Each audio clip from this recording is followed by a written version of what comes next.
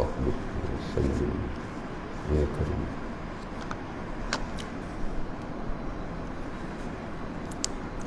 السلام عليكم ورحمة الله وبركاته. إلى حضرة النبي سيدنا محمد صلى الله عليه وسلم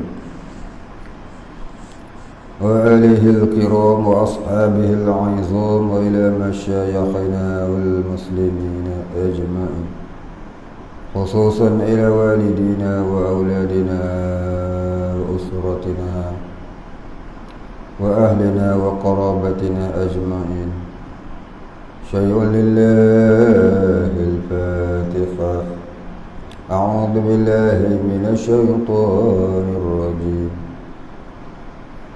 بسم الله الرحمن الرحيم. الحمد لله رب العالمين الرحمن الرحيم مالك يوم الدين. إياك نعبد وإياك نستعين. اهدنا الصراط المستقيم صراط الذين أنعمت عليهم غير المغضوب عليهم ولا الضالين.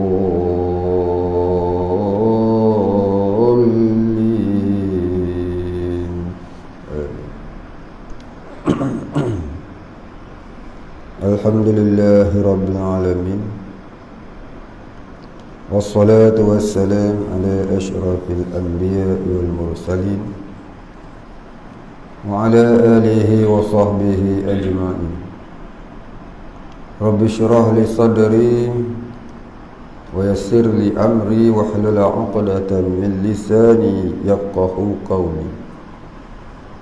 ولا علم لنا إلا ما علمتنا إنك أنت العليم الحكيم. رضينا بالله ربا وبالإسلام دينا وبمحمد نبيا ورسولا.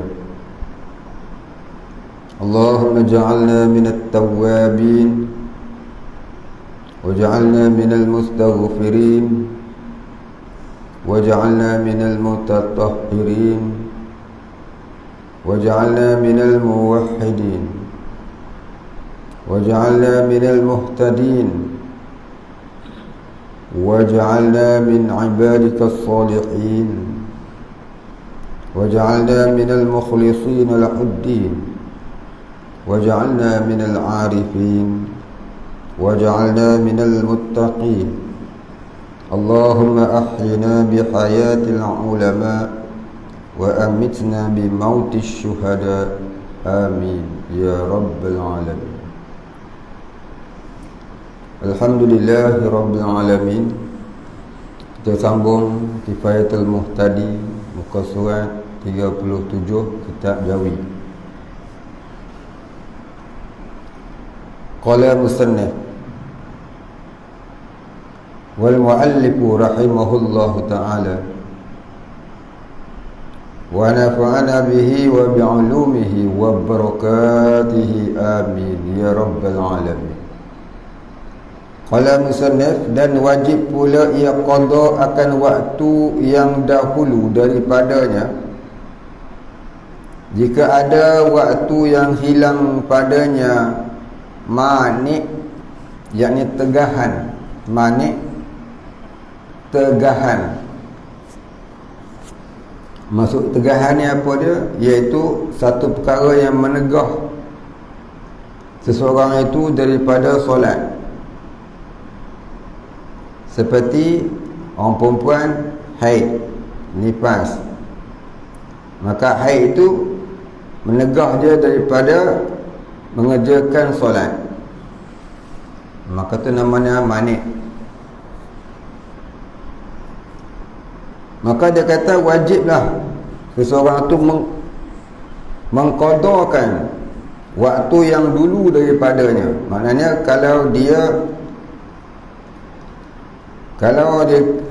berhenti pada waktu asar, maka wajib dengan segera dia mandi, dan tunaikan solat fardu asar di dalam waktu asar itu, dan kemudian dia mengqadakan solat fardu zuhur.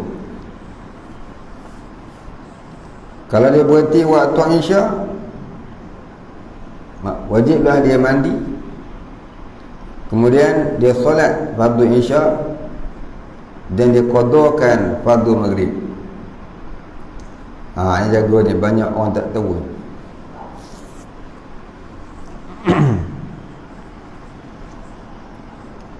Banyak orang tak tahu tu bukan sekadar dia wajib qada waktu zuhur, tengah tu dia saja lambatkan pula. Dia dah berhenti waktu pukul 4 petang contohnya. Dia berhenti pukul 7 umpamanya, maghrib pukul 7.10. Dia ingat dia nak mandi pun sengaja, tak kena solat lah kot. Banyak yang lebuh lagu tu. Dia kena qada tu, asar dia kena qada, zuhur pun dia kena qada nanti. Baik.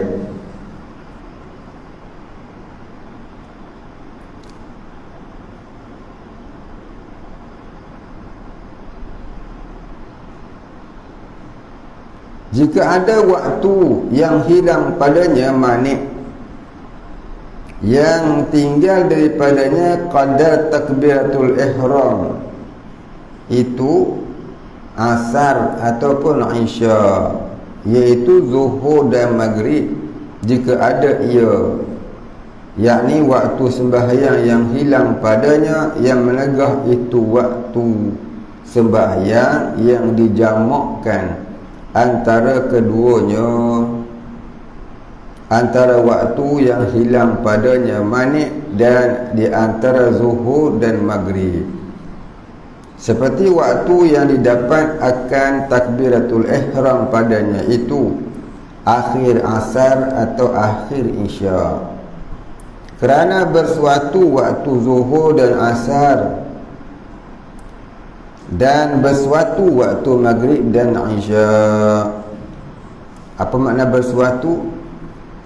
Yakni bersekali pada hukum solat jamak. Bersekali pada hukum solat jamak, zuhur dengan asar, maghrib dengan isya.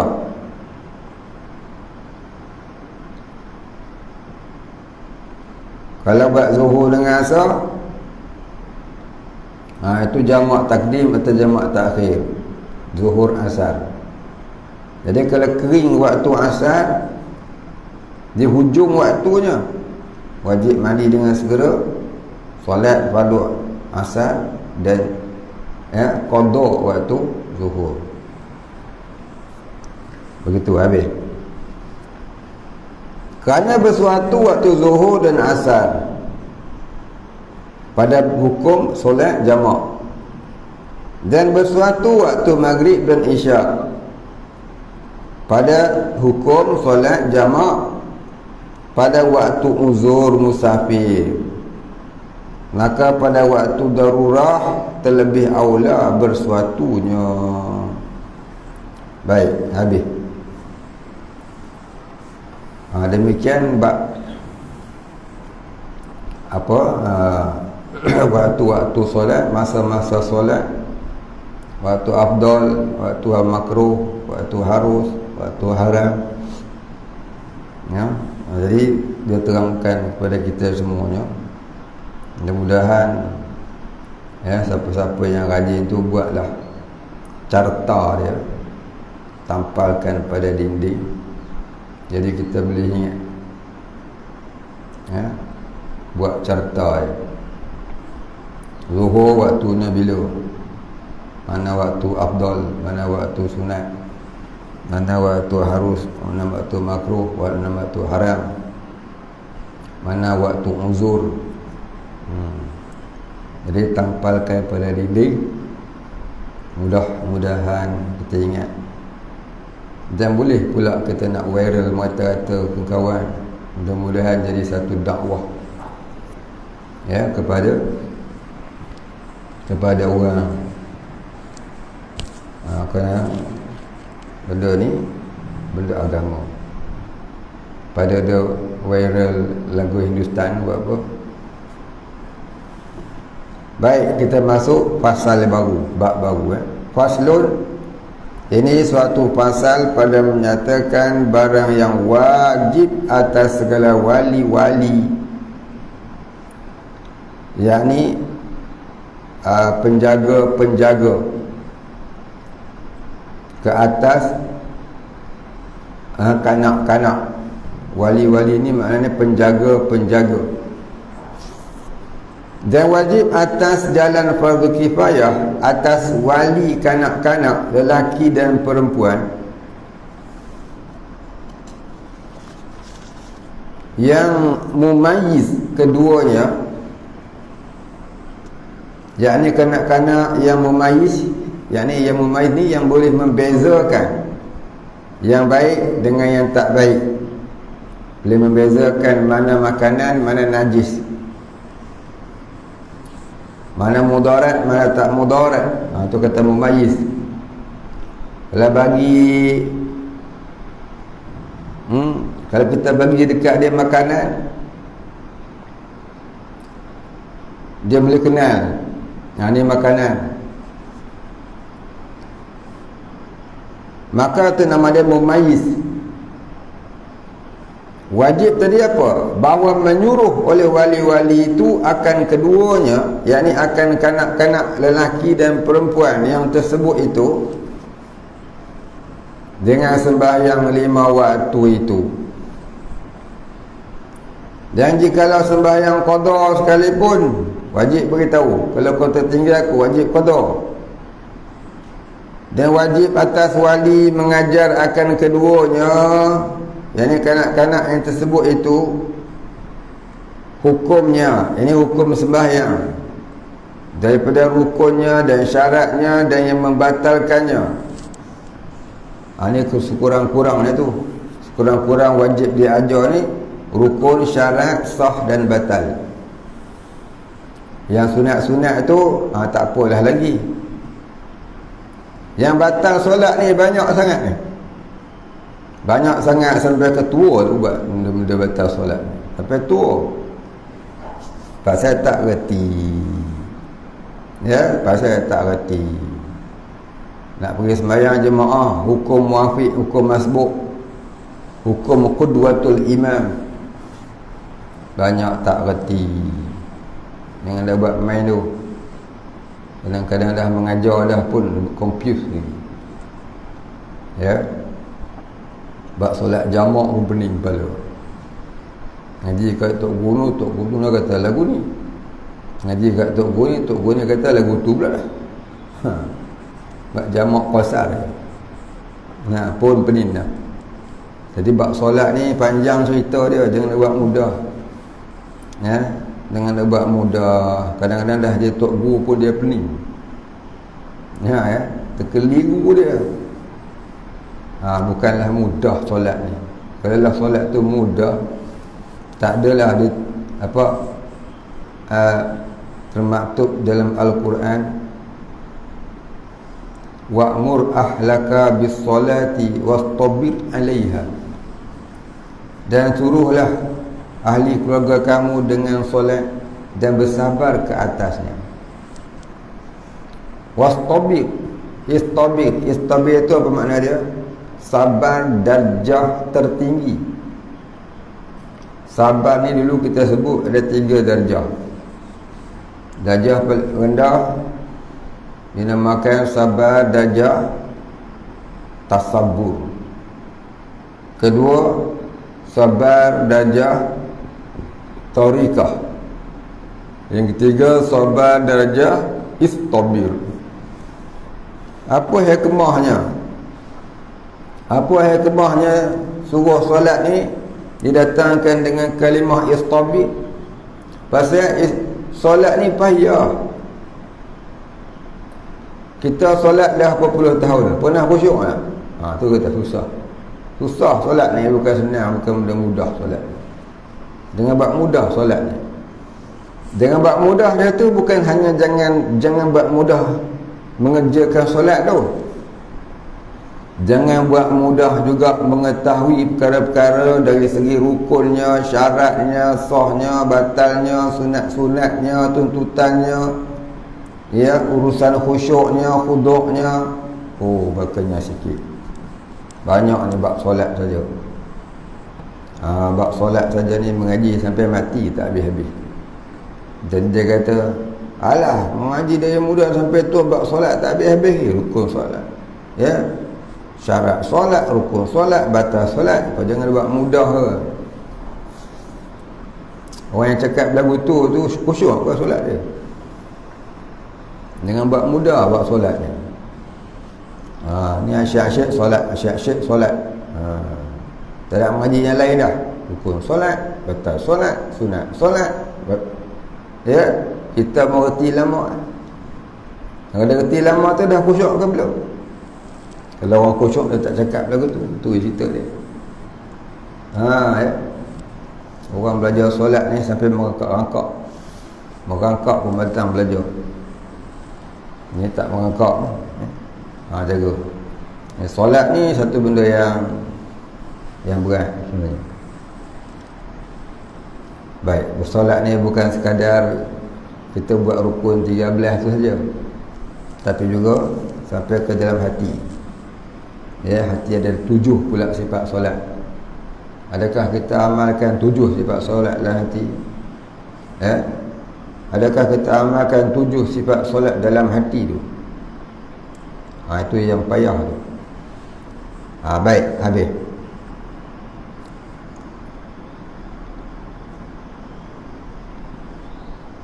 Seperti barang yang lagi akan disebut akan iaitu rukun, syarat dan membatalkan solat itu. Jika ada umur keduanya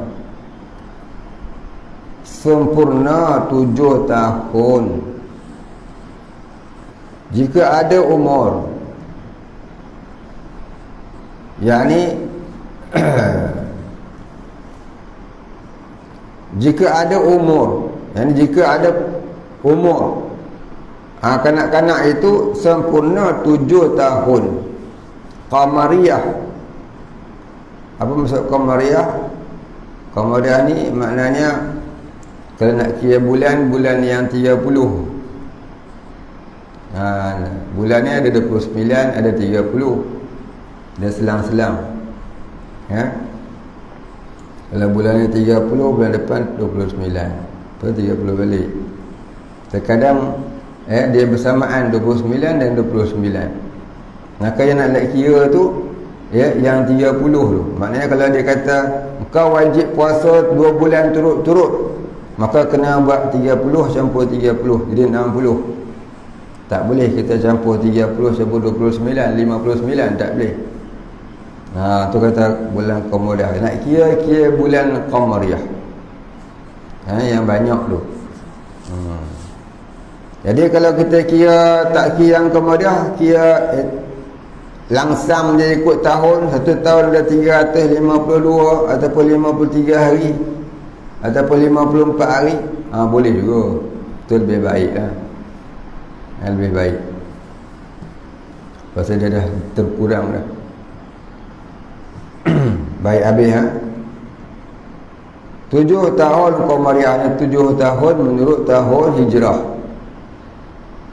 Dan yang seyogianya, yang sepatutnya, bahawa disertakan menyuruh itu dengan menakuti dengan pukulan. Itu pun jika berhajat keduanya. Kalau umur 7 tahun bolehlah pukul. 7 tahun ni tak disuruh pukul lagi. Jadi suruh pukul tu umur 10 tahun. Umur 10 tahun ke atas, maka bolehlah kalau kita nak pukul, kalau dia tak nak solat. Umur 7 tahun tu baru disuruh jangan pukul lagi. 8 tahun pun disuruh jangan pukul lagi. 9 tahun pun disuruh jangan pukul lagi. 10 tahun baru pukul. Kalau 20 tahun bapak pukul, belum bapak pukul, anak pukul bapak dulu. Kalau 20 tahun pun nak pukul, tak guna dah. Elok ambil otan nak pukul anak yang umur 20 tahun lagi, you berani kah? You berani sentuh orang punya badan? Sentuh. Dengan ayah-ayah kena flying kick lagi. Kecil tak mau suruh sembahyang, tua-tua nak suruh, kena flying kick bapak. Maka pukul tadi ni, itu pun jika berhajat kepadanya, seperti bahawa ia tiada hiraukan suruhan itu. Dan yang dikehendak dengan wali itu iaitu dua ibu bapanya, dan jikalau tertinggi sekalipun, dan jikalau daripada pihak ibu sekalipun, tertinggi daripada dia, iaitu yang di atas daripada dua ibu bapa, seperti datuk dia, tok wan dia, opah dia, nenek dia, moyang dia, itu kita tertinggi. Contohnya mak ayah tak ada dah, duduk dengan tok, tok tu wajib suruh. Kemudian wasinya, yakni warisan dia, waris dia, siapa dia waris dia. Siapa dia waris? Kalau mak tak ada, ayah tak ada, tok pun tak ada, waris ke bawah. Siapa dia waris dia? Abang dia, kakak dia, mak menakan dia, pak menakan dia. Maka gugur wajib itu dengan menyuruh oleh seseorang daripada dua ibu bapanya. Kalau mak suruh, bapak terlepas kewajipan. Bapak suruh, mak terlepas.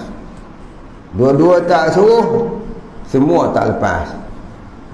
Kerana sudah hasil maksud dengan dia. Dan diwajibkan ibu yang demikian itu, padahal tiada baginya wilayah.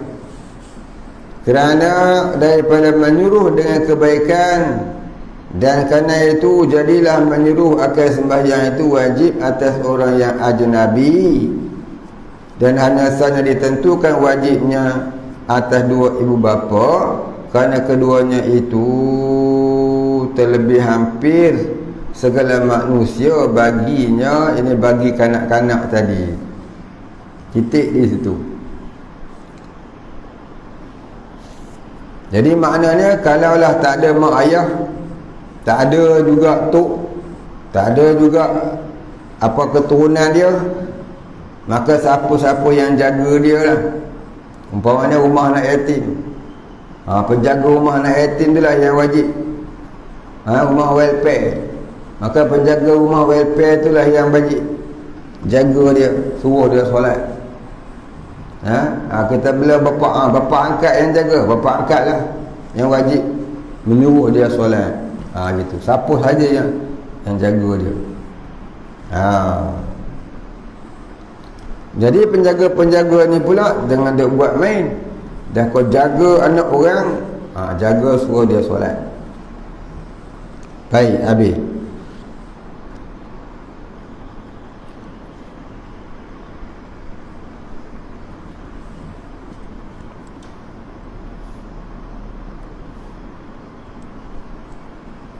Dan hak ta'zir itu,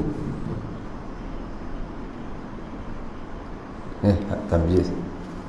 Dan hak tamyiz itu, hak yang dikatakan tamyiz tu, yang digelarkan seorang budak tu memayyiz. Apa dia memayyiz? Tamyiz. Tamyiz dapat membezakan yang baik dengan yang tak baik, dapat membezakan yang bersih dengan yang kotor, dapat membezakan mana yang suci, mana yang najis. Contohnya macam cerita Fir'aun dulu. Satu ketika, masa Asyah ni dia jaga Nabi Musa masa kecil. Masa kecil Asiyah ni jaga Nabi Musa. Siapa Asiyah ni? Asiyah ni isteri Fir'aun. Isteri Fir'aun ni kafir laknatullah. Bukan. Fir'aun ni kafir laknatullah. Isterinya Asiyah ni waliullah. Boleh ke kahwin? Itu syariat zaman tu. Syariat zaman itu boleh. Bukan syariat zaman Nabi Muhammad. Jadi wali-wali Allah ni ada sentiasa. Dia keturunan daripada zaman Nabi Yaqub.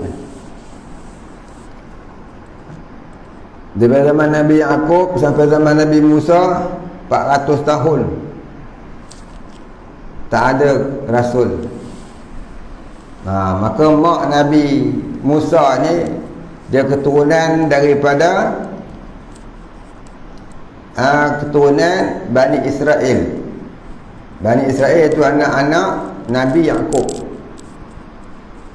Namanya Asiyah. Suaminya pun keturunan Bani Israel juga. Namanya Imran. Jadi zaman Fir'aun ni, Fir'aun dia arahkan orang mana-mana ibu-ibu yang melahirkan anak perempuan, maka anak perempuan tu hendaklah ditangkap dan dibunuh. Pasal apa? Pasal Fir'aun dapat mimpi. Dia percaya kat mimpi. Dia dapat mimpi, dia tanya dekat tok nujum dia, ahli nujum negara dia. Dia tanya, apa pentadbir mimpi aku ni wahai ahli nujum negara? Dia pun ceritalah mimpi begini. Ahli nujum tadi pun dibantu oleh syaitan dia. Dia kata akan lahir satu orang manusia lelaki dari golongan, dari keturunan Bani Israel. Dia akan bunuh tuanku. Dia akan runtuhkan kerajaan tuanku. Itu yang dia risau. Maka dia arahkan mana-mana sahaja perempuan dari Bani Israel yang melahirkan anak, dicek. Kalau laki-laki, ditangkap dan dibunuh. Pada satu ketika lahirlah Yukabat ni. Siapa Yukabat? Yukabat ni mak Nabi Musa dan Nabi Harun. Bila lahir, tengok-tengok lelaki.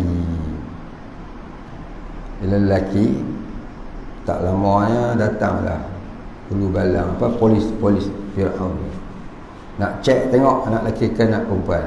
Dia tak tahu nak buka mana anak ni. Rumah ke masjid je bukannya besar. Maka nak dapatlah idea, suruh letak dalam periuk yang mendidih air di dalamnya. Di bawahnya ada api. Yang dia sedang masak kat dapur.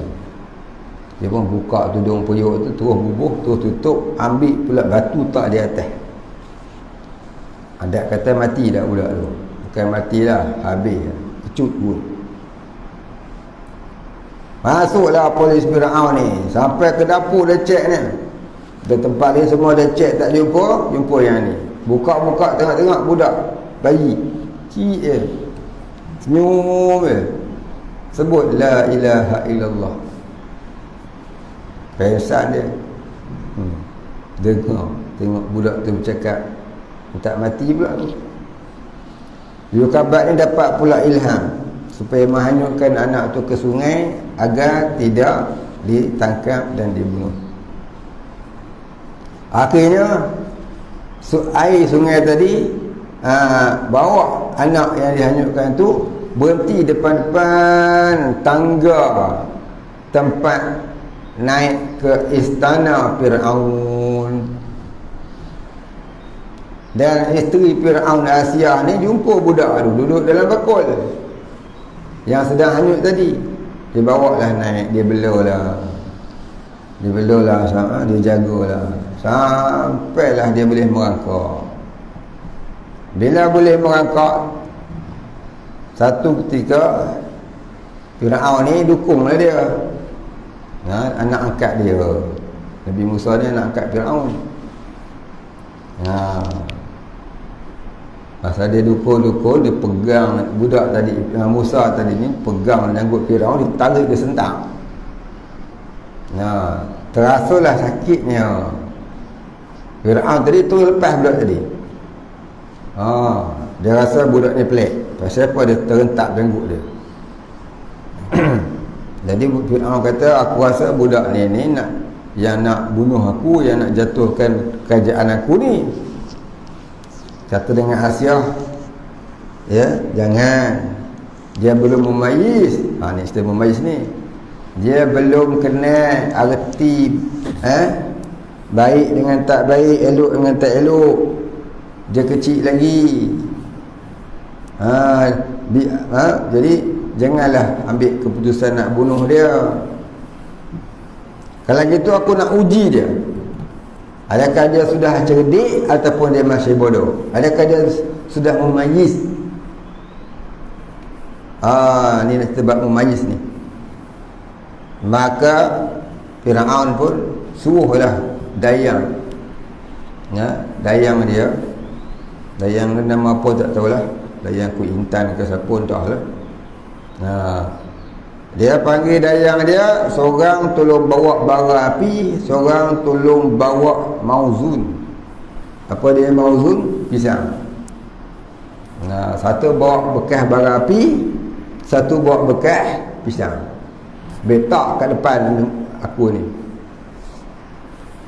Kita nak tengok Musa akan pilih bara api ke dia akan pilih pisang. Kalau pilih bara api, aku bunuh dia. Kalau dia pilih pisang, aku bunuh dia. Pasal apa? Dia dah kenal dah mana baik. Tapi kalau dia pilih bara api, tak apa, aku maafkan dia. Dia makna dia belum memayis. Tak kat depan. Ya. Dah budak, dia tengok pisang, dia nak makan pisang lah. Takkan nak makan bara api. Yang budak tadi ni pun siapa dia? Nabi Musa tadi, mak dia pun lepas. Dia pergi laju dan ambil pisang. Elok dia nak ambil pisang, malaikat Jibril tampar tangan dia, terpegang bara api. Maka nampak zahirnya Nabi Musa pilih bara api. Dia pegang bara api, terus dia letak dekat bibik, dekat mulut dia, kena lidah dia. Maka cederalah tangan dan juga lidah dia. Nak tunjuk kata dia ni tak memayis.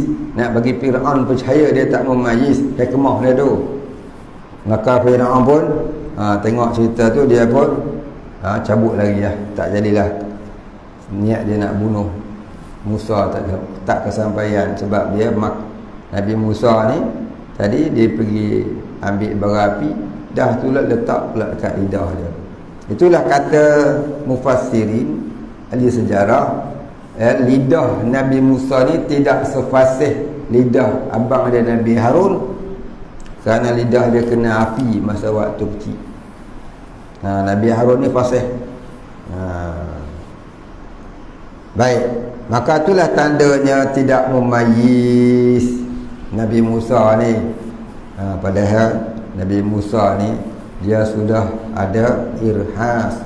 Apa dia boleh bercakap tak kala kecil. Tak kala dia tak reti nak beza. Ya. Tapi ditampar tangannya oleh malaikat untuk menunjukkan pada Fir'aun bahawasanya dia tu belum memayis. Maka selamatlah dia daripada dibunuh oleh Fir'aun laknatullah. Baik, habis. Dan had takzir itu, apabila adalah kanak-kanak itu dapat ia makan dan minum sendirinya dan membasuhkan tahinya sendirinya. Dan kata kil hadnya itu apabila kanak-kanak itu mengenalkan tangan kanannya dan kirinya. Dan yang dikehendaki dengan demikian itu bahawa ia mengenalkan barang yang manfaat dan barang yang mudarat baginya. Seperti kata Nabi Musa tadi. Dan tiada wajib disuruhkan kanak-kanak yang belum lagi berumur 7 tahun. Dan jika ia memayis dahulu daripadanya sekalipun. Ada kanak-kanak umur baru 4 tahun tapi dah memayis dah pandai masak pun. Umur 4 tahun. dan dipukul akan keduanya, yakni akan kedua kanak-kanak sama ada laki-laki atau perempuan, atas meninggalkan dia, yakni yang meninggalkan sembahyang. Dan jika ada sembahyang itu qada sekalipun, dan dipukul keduanya kerana meninggalkan satu syarat daripada syaratnya. Kemudian daripada berumur keduanya 10 tahun, maknanya pukul tu pada usia 10 tahun. Bawah 10 tahun jangan, 8 tahun jangan pukul lagi. Dan pukulnya di mana? Di belakang tapak kaki. Jangan pukul di muka, jangan pukul di tapak tangan. Ada cikgu-cikgu dia marah murid tak buat kerja sekolah, dia pukul tapak tangan. Kemudian tangan tu bengkak. Lepas tu dia suruh pula buat kerja sekolah lagi. Cerdik punya cikgu. Budak tu tak buat sekolah sebab dia sakit kuku. Kau pukul tapak tangan, bengkak langsung lah tangan, macam mana buat kerja sekolah? Cerdik punya cikgu. Tu cikgu cerdik. Cakap marah. Jangan pukul di tapak tangan, pukulnya di tapak kaki. Oh, dia pakai kasut, buka lah kasut tu, cerdik. Itu bila budak-budak ni report, mak bapak budak ni report polis, dia kata mak bapak ni bangang pula. Sikit-sikit report polis, sikit-sikit report polis. Anak hantar sekolah. Pukul sikit tak boleh, marah mak bapak. Habis pukul salah cara, pukulnya dengan paip. Gila tu. Ada satu sekolah dia pukul budak dengan paip, dia rembas punggung bapak budak dengan paip plastik terbirat. Itu bukan cikgu, tu hantu. Marah cikgu. Nak pukul di tapak kaki, dengan rotan, bukan dengan selain rotan. Dengan rotan. Jangan dengan kayu balak. Ni pukul budak dengan kayu balak, mampus budak tu. Ni ada cikgu zaman-zaman bodoh punya cikgu. Marah aku geram. Dia katok kepala budak, kencing budak. Ini cikgu bodoh. Dah budak ni tak cerdik, dia katok dia kepala pula dengan pen besi tu. Lagi tak cerdik lah budak. Ada cikgu lagu tu ada. Ada cikgu lagu tu, cikgu bodoh ni. Tak saya cikgu lagu tu, dia mengaji sekolah tadika tu. Budak-budak tak buat kerja sekolah, budak-budak buat kerja tak betul. Dia pegang pen besi, dia katok kepala budak. Betul. Katok kepala, masya-Allah. Ni bukan cikgu. Tapi zaman tu mungkin orang tak tahu lagi bab telefon telidera ni. Selamatlah cikgu tu. Kalau zaman lah ni hukum gantung sampai mati. Baik ni nak cerita ni, saya bukan marah cikgu tu dah, cuma nak cerita ni. Cikgu-cikgu ni tolonglah jadi cerdik. Orang hantar anak sekolah, nak bagi anak tu jadi cerdik, bukan nak jadi bodoh. Jadi hang duk katok kepala dia buat apa? Dah dia tak cerdik, lagi bertambah lah bengong. Sebab apa? Dipukul kepalanya oleh cikgu bangang tadi. Minta maaf cikgu-cikgu. Tolong ambil perhatian. Jangan buat budak-budak jadi bodoh. Pukulnya di tapak kaki, bukan di tapak tangan, bukan di punggung, bukan di belakang. Belakang tu had dera oleh penzina, peminum arak, orang yang menuduh, orang yang sumpah palsu, tu kat belakang. Apa hikmah dari pukul belakang bagi orang berzina? Kerana hikmahnya bagi mematikan kuman-kuman hasil penzinaan tadi ni, agar tidak menjadi penyakit yang berat. Kalau sampai dia mati, nasib engkau lah. Kalau hidup pun tak menyebarkan penyakit. Tu vaksin yang paling mujarab tu. Pukul di belakang. Apa yang kemah pukul di tapak kaki? Hikmah pukul di tapak kaki ni, kerana tapak kaki ni pusat refleksi badan, urat saraf. Dia sampai kotak. Jadi pukul tapak kaki dia sampai kotak naik. Jadi maknanya dia untuk mencernakan sistem pendarahan. Maka kalau dia malas, mudah-mudahan jadi rajin.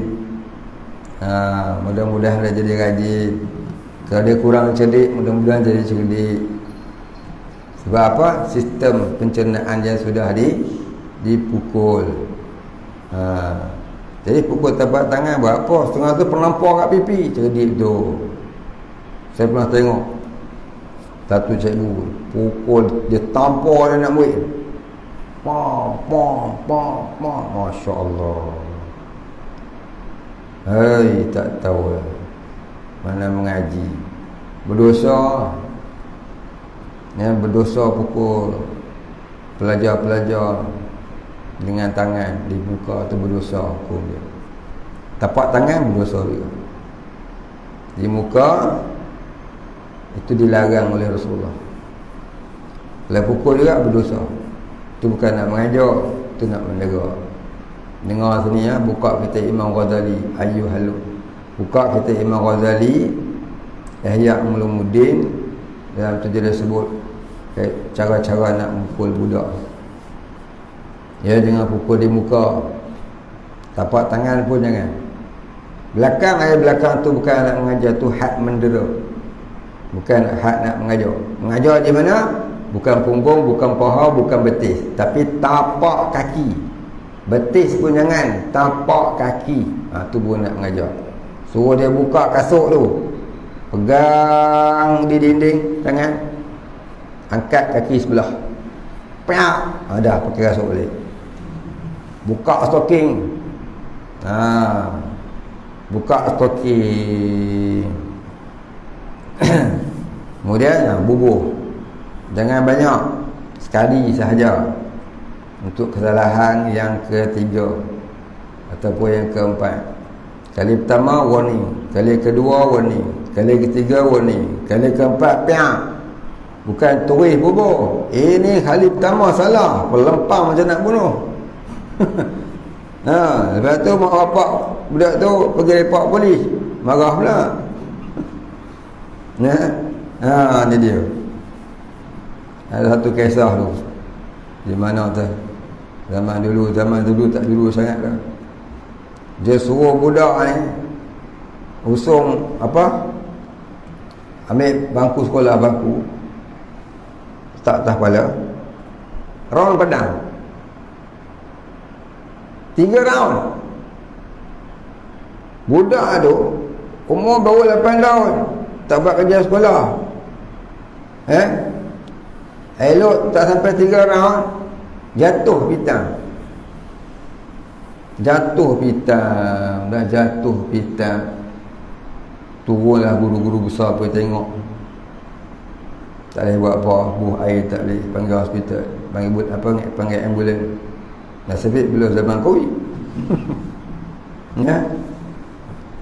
Bawa pergi hospital, masuk ICU. Pendarahan di otak. Faham tak? Bawa ni bangku kayu sekolah tu berat tau. Bukan bangku plastik itu lah ni. Zaman dulu ni. Berat tak itu, dia lari sambil lari. Ni dia bangku tu dia sentak-sentak kepala dia. Pendarahan di otak. Cikgu tak ada otak. Maaf cikgu. Memang tak ada otak malam tu. Tak fikir ke dia? Setiap kali dia lari tu, dia berentak. Bangku tu pun jadi tersentak-sentak. Masya Allah. Apa tak cerdik sangat cikgu lagu tu. Keluar universiti. Mengapa dia mengaji tu? Nanya budak tu. Tahulah ya. Aku suka dia. Tentang dia cikgu. Ya. Jaga boleh. Ni jaga-jaga semua cikgu-cikgu sekolah rendah, sekolah menengah. Kadang-kadang kita buat benda yang tidak tepat dengan hukum Allah. kita jadi berdosa. Baik ya, habis.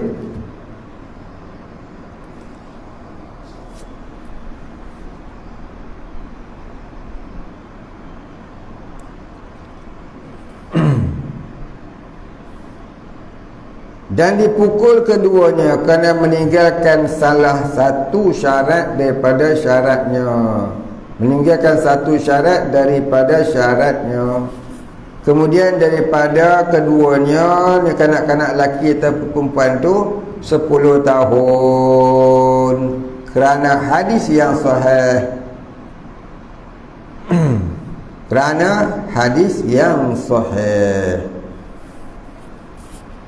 iaitu murrus sabi bisalah idza balagu sab'a sinin wa idza balagu 10 sinin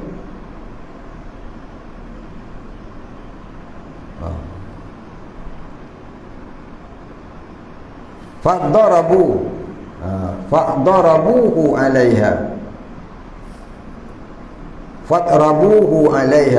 itu fadrabuhu 'alaiha itu maka pukullah ke atasnya. Artinya menyuruh oleh kamu akan kanak-kanak dengan sembahyang apabila sampai 7 tahun, dan apabila sampai 10 tahun maka pukul oleh kamu akan dia atasnya. Intaha. Baik, habis. Dan yang rajihnya pukulan itu sekadar hajat jua, sekadar nak mengajar, bukan nak menyakitkan dia. Pukul tu jangan angkat tangan lebih daripada had bahu. Yang cara pukul budak dengan angkat lagu tu, dengan angkat lagu tu tak boleh, bawah pada had bahu. Lagu tu ibaratnya nak mudah orang kata macam tu ya, kepik surat khabar di sini macam tu ya, sekadar mengajar, bukan nak bagi dia sakit. Bukan nak bagi sakit, senang ambil hammer buh kepala habis cerita. Dia nak mengajar ya, bukan nak beri sakit, jangan kerana nak melepaskan geram, jangan kerana nak tunjuk engkau tu hebat. Nak mengajar, kepit lagu tu, buat lagi atas sikit. Tu kaedah memukul.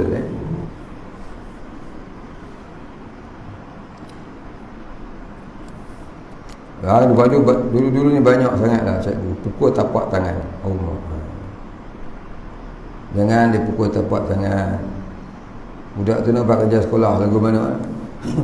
Sakit tangan nak makan tak boleh.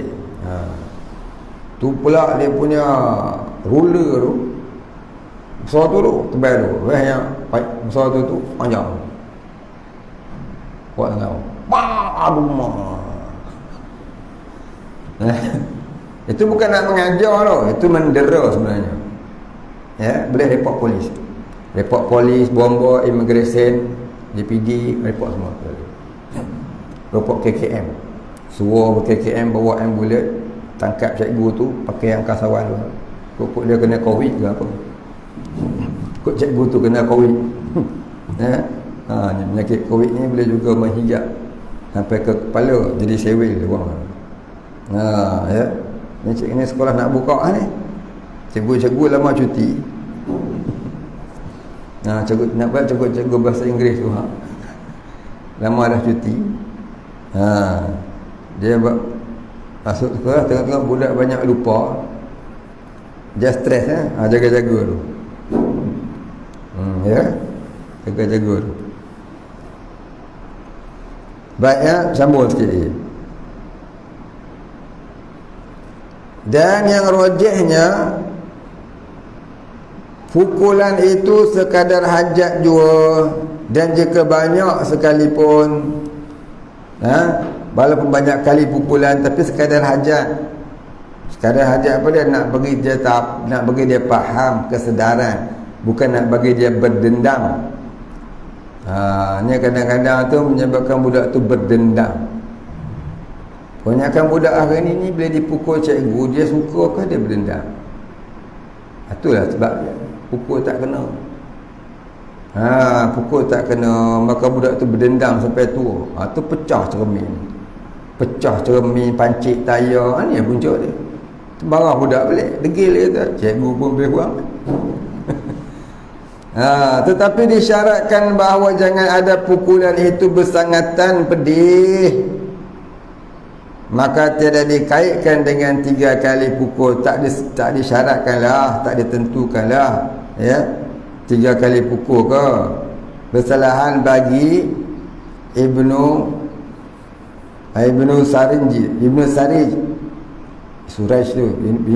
Suraij. Kesalahan bagi Ibnu Suraij, ia mengkaitkan dengan 3 kali 2, dan jika tiada memberi apa tu? Faedah, kita lama. Dan jika tidak memberi faedah melainkan pukulan yang pedih, tiadalah dipukulkan dia akan pukulan yang pedih atas kaul yang muktamad, seperti barang yang disebutkan oleh Kurdi, seperti disuruh puasa kanak-kanak apabila berumur 7 tahun, dan apabila berumur 10 tahun dipukulkan dia. Jadi ia tiada puasa jika ia tiada puasa tu. Seperti sembahyang, begitu juga hukum sembahyang. Puasa ni macam hukum sembahyang. Dan adalah hikmah dan ilat pada yang demikian itu supaya biasa ia memperbuatkan ibadah dan tiada ia meninggalkan akan dia apabila balik. Apabila kuasa ia akan dia, yakni akan puasa, sekira tiada hasil baginya kesukaran yang tidak tertanggung pada adat, dan jika tiada mengharuskan tayamum sekalipun. Maknanya kalau orang tu, ya, kalau budaknya tu kena tayamum, pasal tak boleh kena air, kena suruh dia juga dia solat, kena ajar dia bab tayamum. Macam mana nak tayamum ni? Nanti sampai bab dia.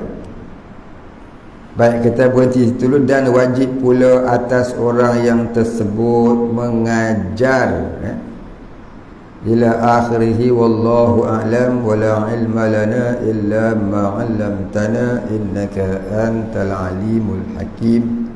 Wallahu a'lam. Al-Fatihah.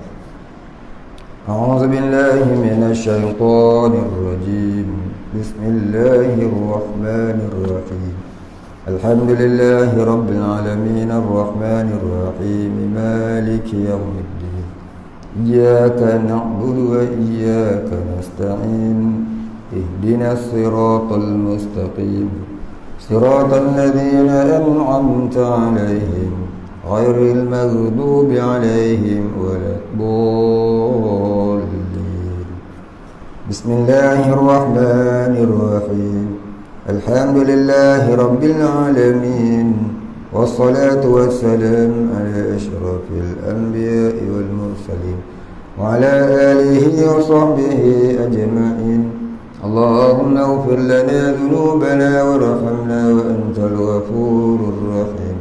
Allahumma ighfir lana dhunubana wa liwalidina warhamhum kama rabbayana shighara wa limashayikhina wa lil muslimina ajma'in bi rahmatika ya arhamar rahimin. Allahumma nawwir qulubana bi nuri ma'rifatik ya fattahu ya razzaq. Iftah lana fathan qariba kama fatahtahu ala anbiya'ika wa awliya'ika wa ibadika as-salihin. Sallallahu ala sayyidina Muhammadin wa ala alihi wa sahbihi ajma'in. سبحان ربك رب العزة عما يصفون وسلام على المرسلين والحمد لله رب العالمين. قبل الله منا ومنكم.